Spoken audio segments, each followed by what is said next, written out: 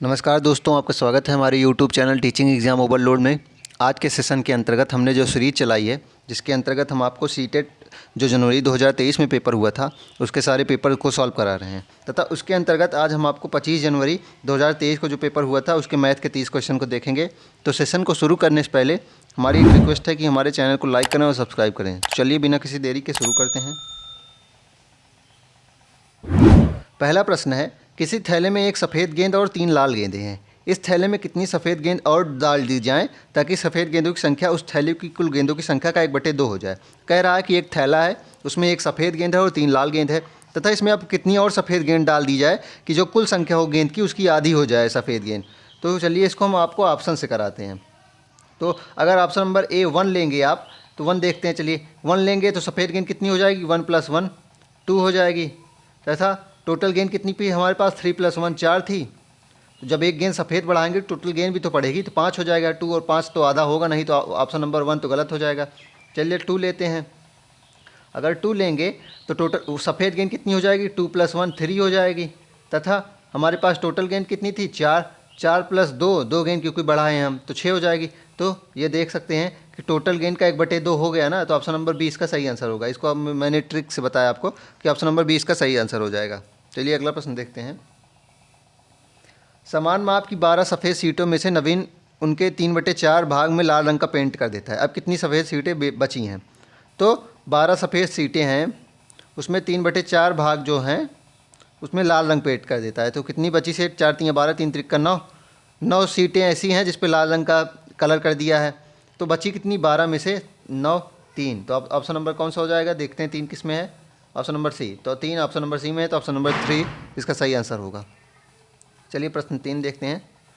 प्रश्न 3 है, 45 85 और 105 का लघुत्तम सार गुणज। इसमें एलसीएम पूछ रहा है, 45 85 और 105 का एलसीएम पूछ रहा है। तो आप इसका एलसीएम निकाल लीजिएगा गुणनखंड विधि से। इसका एलसीएम कितना आएगा, 53 55। ऑप्शन नंबर 20 का सही आंसर होगा। अगला प्रश्न है कि पासे ए के 3 फलके पर संख्या 1 3 5 अंकित है तथा अन्य सभी फलकों पर 0 अंकित है। दूसरे पासे बी में विषम संख्या 1 3 5 के दुगुने स्थापित है तथा शेष 3 फलकों पर 2 4 6 अंकित है। दोनों पासों का एक साथ फेंक दिया जाता है तथा प्राप्त संख्याओं का गुणनफल नोट किया जाता है। यदि हम सभी संख्याओं के गुणनफल को लिखें तो कौन सा गुणनफल 3 बार प्राप्त होगा? चलिए इसको करते हैं।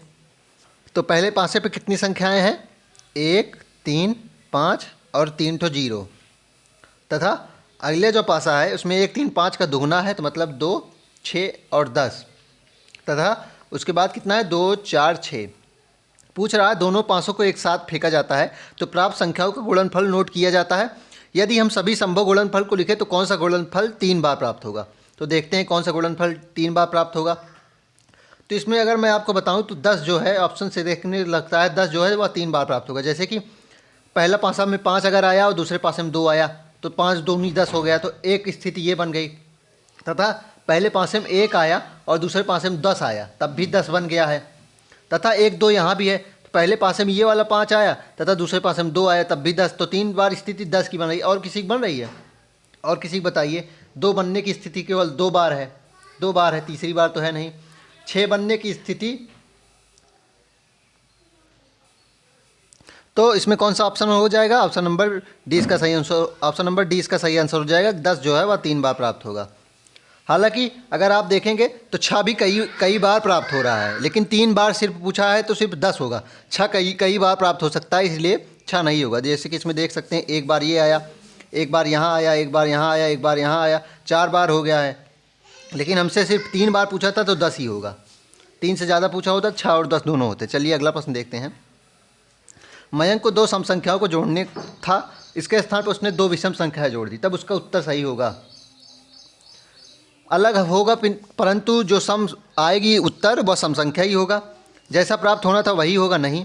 अलग था एक विषम संख्या होगी, अलग सम संख्या जो पहले प्राप्त होने वाली संख्या से बड़ी होगी, नहीं। तो इसमें ऑप्शन नंबर ए सही हो जाएगा कि अलग भिन्न आएगा लेकिन पुनः एक सम संख्या ही आएगी। तो ऑप्शन नंबर ए इसका सही आंसर हो जाएगा, क्योंकि अगर आप, मैंने आपको बताया था अगर आप 2 सम संख्यक जोड़ेंगे तब भी सम संख्या ही आती है, और 2 विषम संख्यक जोड़ेंगे तब भी सम संख्या ही देखिए आती है।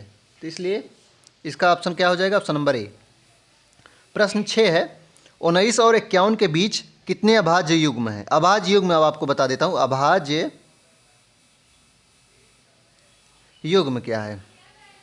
तो अभाज्य युग्म क्या है कि दो अभाज्य संख्याओं का जोड़ा जिसके बीच का अंतर क्या हो, 2 हो। अभाज्य युग्म क्या है, इसको आप नोट कर लीजिए। दो अभाज्य संख्याओं का जोड़ा जो होता है जिसके बीच का अंतर क्या हो, 2 हो। जैसे 3, 5 दोनों अभाज्य संख्या है तथा इनके बीच का अंतर कितना है, 2। तो ये अभाज्य जोड़ा है, अभाज्य युग्म है। तो इसमें कह रहा है कि 19 और 51 के बीच में कितनी अभाज्य संख्याएं हैं? तो 19 और 51 के बीच में 2 अभाज्य संख्याएं होती। कौन कौन सी? 29 और 31 होगी तथा 41 और 43 होगी। तो 19 से 51 के बीच में 2 अभाज्य संख्याएं होती हैं, 2 29, 31 और 41, 43। देखिए दोनों के बीच के अंतर 2 है तथा दोनों अभाज्य संख्याएं ही हैं। तो ऑप्शन नंबर 20 का सही हो जाएगा। प्रश्न है कि एक 12 वाली घड़ी की घंटों की सुई और मिनट के सुई के बीच का कोण 180 डिग्री कब होगा? तो चलिए इसको मैं आपको चित्र से ही बता देता हूँ। जैसे कि ये घड़ी है, मान लीजिए 5:30 बजे, तो ये 180 बना? नहीं बना। 9 बजे देख लेते हैं, 9 बजे 180 बना कि 90 बन रहा है? 90 बन रहा है। बस 12:30 बजे देख लेते हैं, 12:30 बजे थोड़ा सा इधर हो जाता है 12:30 बजे, लेकिन जो मिनट की सुई होगी जो इधर होगी। लेकिन अब आपको 6 बजे मैं दिखाता हूँ। 6 बजे जो है यहाँ सीधा, तो 6 बजे जो घड़ी होगी सीधा ऐसे होगी। तो आप देख लीजिए जो सीधी लाइन बनती है उसी को तो 180 डिग्री कोण कहते हैं। तो ऑप्शन नंबर सी इसका सही हो जाएगा, क्योंकि 6 बजे जो घंटे की सुई होगी 6 बजे होगी तथा मिनट की सुई जो होगी वह 12 पे होगी। तो 6 बजे ही 180 डिग्री कोण बनेगा। अब आप कह सकते हैं 12:30 बजे भी बन सकता है, लेकिन 12:30 बजे जो थोड़ी घंटे मिनट की सुई होती है, घंटे की सुई जो होती है वह थोड़ा सा इधर शिफ्ट हो जाए होती दाएं साइड, तो वह 180 नहीं होकर थोड़ा सा कम हो जाती है। इसलिए ऑप्शन नंबर सी इसका सही उत्तर हो जाए। अगला प्रश्न है, शिक्षक ने कक्षा 2 के बच्चों को निम्नलिखित आकृतियां दर्शाई। माचिस की डिब्बी, ईंट, ज्यामिति बॉक्स, ये सभी वस्तुएं उस आकार के उदाहरण है जो कहलाता है घन है, क्यूबाइड है या शंकु है, बेलन है। तो सब घन तो है नहीं, शंकु भी नहीं, सिलेंडर नहीं, ये क्यूबाइड है, क्योंकि ये जो माचिस की डिब्बियाँ होती हैं, ईंट होती हैं आदि, ये क्या है, क्यूबाइड है। तो प्रश्न नंबर 8 का ऑप्शन नंबर बी उत्तर सही हो जाएगा। प्रश्न 9 है, निम्नलिखित में से किस आकृति में रैखिक सममिति है परंतु घूर्णन सममिति नहीं है? तो किसमें नहीं है? जो काइट होता है, जो पतंग होता है, उसमें रैखिक सममिति होती है लेकिन घूर्णन सममिति नहीं होती। इसको आप नोट कर लीजिएगा, ऑप्शन नंबर 20 का सही उत्तर हो जाएगा। चलिए प्रश्न 10 देखते हैं। जयंत ने एक आयत की भुजाओं को एक दिया सिलाई के उपयोग से नापा। उसे इस आयत की लंबाई दिया सलाई की लंबाई की 6 गुनी प्राप्त हुई तथा चौड़ाई उस दिया सलाई की 3 गुनी प्राप्त हुई। यदि उसकी दिया सलाई की लंबाई 40 मिलीमीटर है तो उस आयत का क्षेत्रफल ज्ञात करना है। तो दिया सलाई की जो लंबाई है वह कितनी है? 40 mm। और हमको पता है कि 10 mm बराबर कितना होता है? 1 सेंटीमीटर। 10 मिलीमीटर बराबर 1 सेंटीमीटर होता है, ये हमको पता है। तो 40 का कितना हो जाएगा? गुणे 4, तो 4 सेंटीमीटर आ गया। तो हमारे पास दिया सलाई की लंबाई कितनी है? 4 सेंटीमीटर। अब पूछ रहा है दिया सलाई, अब कह रहा है कि आयत की लंबाई कितनी है? आयत की जो लंबाई है वह दिया सलाई की लंबाई 6 गुनी है, तो 6 चौक 24 हो गया। तथा इसकी जो ब्रेड्थ है दिया सलाई 3 गुनी है, तो 4 3 12 हो गया। 12 और 24 का गुणा करते हैं, 24 10 + 2, इसको मैं आपको ट्रिक से बताता हूँ, 2 40 + 48। तो ऑप्शन कितना सही हो जाएगा? ऑप्शन नंबर ए इसका सही उत्तर हो जाएगा। ऑप्शन नंबर ए मतलब 288। तो इसको इसमें ध्यान रखने वाली बात क्या थी कि 10 मिलीमीटर बराबर 1 सेंटीमीटर, इसको आप ध्यान रखिएगा। प्रश्न 11 चलिए देखते हैं। जयंत ने 100 रुपये प्रति केजी की दर से 2 किलो जामुन खरीदे। उसके मित्र किराना ने इसी धनराशि के 3/10 भाग के बराबर योगदान दिया। जयंत ने उसे कितने जामुन प्राप्त होंगे? तो 100 रुपये के 2 किलो खरीदे, मतलब 200 रुपये खर्च किए। और इस धनराशि का 3/10 भाग किराना ने दिया, तो 200 का 3/10 कितना हुआ?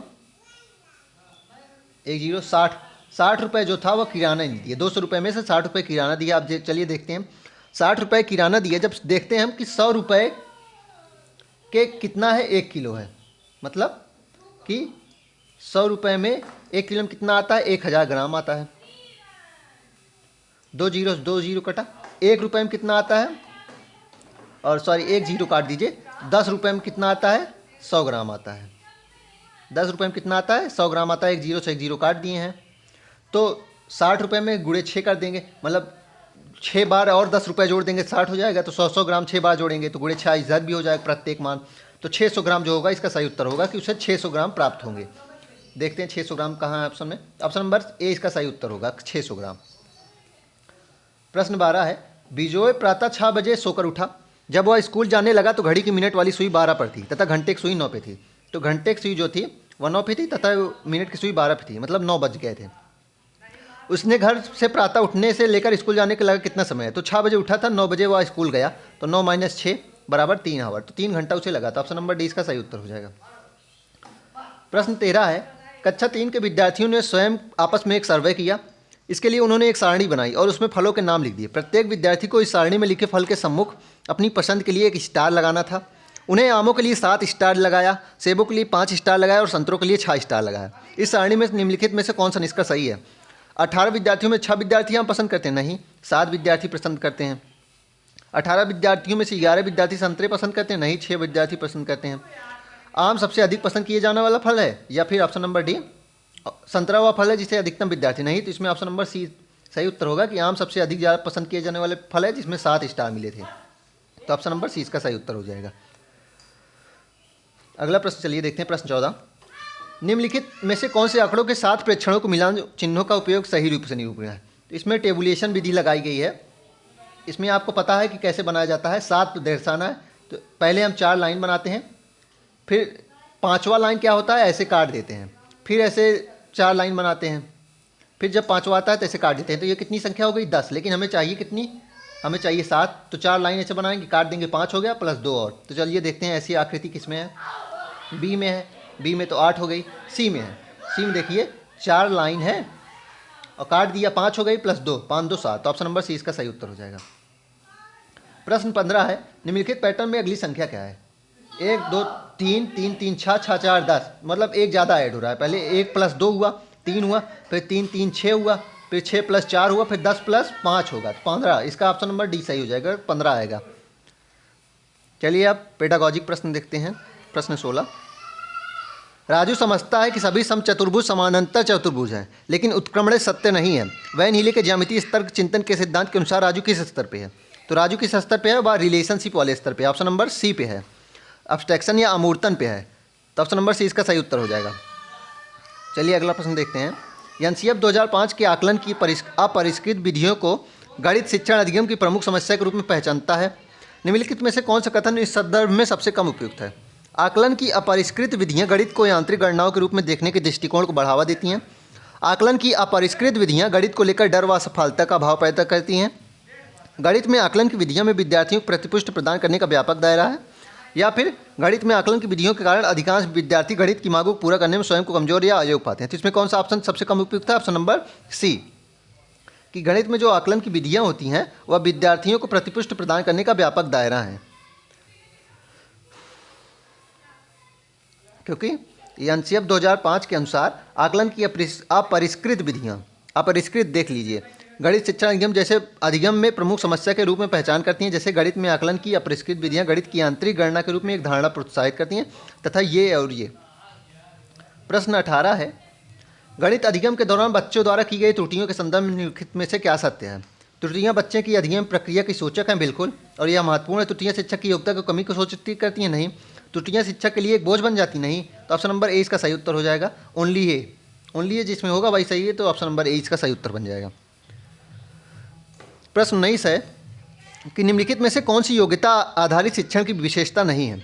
अधिगम प्रतिफल स्पष्ट और मापने योग्य होते हैं, बिल्कुल। योग्यता आधारित मतलब जिसमें आपकी योग्यता सिद्ध हो। तो अधिगम के प्रतिफल स्पष्ट हो और मापने योग्य हो, मतलब रिजल्ट जो हो, आउटकम हो, वो स्पष्ट होना चाहिए, तभी आपकी योग्यता निर्धारित होगी। शिक्षण शास्त्रीय गतिविधियों, अनुभव तथा खेल प्रौद्योगिकी समाकलन पर आधारित हो, बिल्कुल। बच्चों को अधिगम प्रतिफल के अगले स्तर पर बढ़ना उनके वर्तमान स्तर पर एक निश्चित स्तर की दक्षता हासिल करने पर निर्भर नहीं करता है। यह प्राथमिक रूप से रचनात्मक आकलन का उपयोग किया जाता है और कौशल या अवधारणा का आकलन कई संदर्भों में नहीं है। इसका कौन सा विशेषता नहीं है कि बच्चों का अधिगम प्रतिफल के अगले स्तर पर बढ़ना उनके वर्तमान स्तर पर एक निश्चित स्तर की दक्षता हासिल करने पर निर्भर नहीं करता है। तो ऑप्शन नंबर सी जो है वही कम उपयुक्त या गलत है। प्राथमिक स्तर पर गणित के लिए निम्नलिखित में से कौन से शिक्षण अधिगम हम उपयोग नहीं करते हैं? टैनग्राम का यूज करते हैं, डाइन ब्लॉक्स का भी करते हैं, टेसलेशन भी करते हैं। चौथा ऑप्शन भी इसमें नहीं होगा। फिर कोण मापी या थियोडोलाइट का हम उपयोग नहीं करते हैं। तो ऑप्शन नंबर 20 में कौन सा उत्तर सही हो जाएगा? डी। प्रश्न 21 है, एक प्राथमिक कक्षा का गणित शिक्षक बच्चों को समान गुणों वाली आकृति का समूह बनाने में तथा फिर प्रत्येक समूह में आकृतियों की संख्या को गिनने में संलग्न रखना है। निम्नलिखित में से कौन सा इस गतिविधि का उद्देश्य नहीं हो सकता? वर्गीकरण कौशल सिखा रहा है, बिल्कुल। आकृतियों के बारे में सिखा रहा है, बिल्कुल। गिनती के बारे में सिखा रहा है, बिल्कुल। अनुमान और सन्निकट के बारे में सिखा रहा है, नहीं। अनुमान और सन्निकटन की बात तो इसमें हो ही नहीं रही। तो ऑप्शन नंबर डी ही ऐसा होगा जो नहीं सिखा सकता उसमें इस गतिविधियों से। ऑप्शन नंबर डी इसका सही उत्तर हो जाएगा। प्रश्न 22 है, यूएनईपी 2020 के अनुसार सभी बच्चों की बुनियादी साक्षरता या सांख्यिकी स्तर तक पहुंचना एक आवश्यक राष्ट्रीय मिशन है। मतलब निपुण की पूछ रहा है इसमें बात। यूएनईपी 2020 के अनुसार बुनियादी सांख्यिकी का अर्थ पूछ रहा है इसमें। विभिन्न प्रकार की संख्याओं को समझने की योग्यता, नहीं। भारतीय संख्याओं पर मौलिक गणितीय संक्रियाओं को करने की योग्यता, या फिर शिक्षार्थियों में केवल गिनने का कौशल की विकास की योग्यता, या संख्याओं के ऐतिहासिक विकास की। संख्याओं के ऐतिहासिक विकास की नहीं बात कर रहा है, केवल गिनने की बिल्कुल बात नहीं होगी। विभिन्न प्रकार की संख्याओं को समझने की योग्यता, नहीं। विभिन्न प्रकार की संख्याओं को समझने की योग्यता नहीं रखना।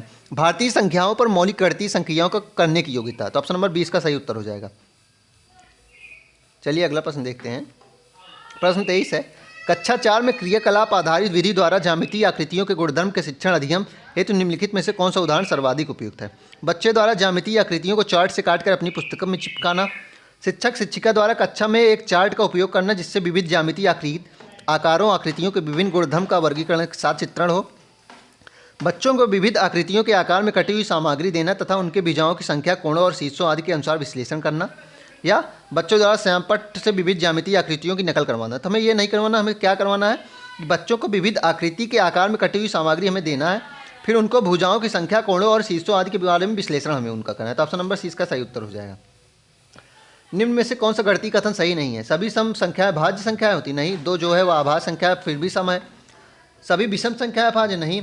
देख लीजिए, दो जो सम संख्या फिर भी भाज्य है, अभाज्य है। 1 से 10 से बीच में 4 अभाज्य संख्या, बिल्कुल। 1 से 10 के बीच में 4 अभाज्य संख्याएं हैं। डी ऑप्शन देख लेते हैं। एक अभाज्य संख्या के 2 से अधिक प्राकृतिक संख्याओं को गुणनफल के रूप में, नहीं, बिल्कुल नहीं। ऑप्शन नंबर डी भी नहीं सही है। तो ऑप्शन नंबर सी ही सही है कि 1 से 10 के बीच में कितनी अभाज्य संख्याएं हैं? 4 है। 2, 3, 5 और 7। चलिए देखते हैं अगला प्रश्न कौन सा है। प्रश्न 25 है, एनसीएफ 2005 के अनुसार निम्नलिखित में से बच्चों में गणित के प्रति सबसे अधिक सामान्य भ्रांति क्या है? गणित केवल संख्या के बारे में नहीं है, गणित वास्तव में बहुत रुचिपूर्ण है, गणित में कुछ अमूर्तन की आवश्यकता होती है, या गणित बहुत मुश्किल है अतः एक भयावह विषय है। तो अधिकतम सामान्य भ्रांति क्या है कि गणित बहुत मुश्किल है और वह भयावह मतलब डरावना विषय है। यह सबसे बड़ी भ्रांति है।